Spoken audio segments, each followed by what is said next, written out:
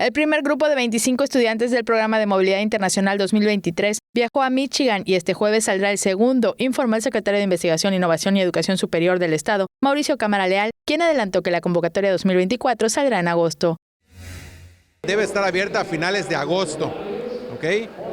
Y la vamos a trabajar ahorita con la novedad de que el gobernador dio la instrucción de que además de los 500 estudiantes que se van a ir el año que viene, también se vayan 50 maestros. Continúa fomentándose el estudio de carreras de tecnologías de la información y comunicación.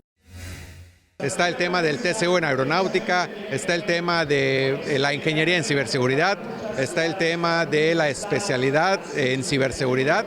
Y pues bueno, el gobernador Mauricio Vila nos ha dado la instrucción de que le apostemos a que los jóvenes volteen a ver estas carreras. Tal es el caso de la UPI, tal es el caso del Instituto Superior de Progreso o de la UTM, que tienen estas carreras y además las fomentan. En septiembre se realizará el Yucatán I6, donde se presentarán las megatendencias en los campos de tecnologías e innovación.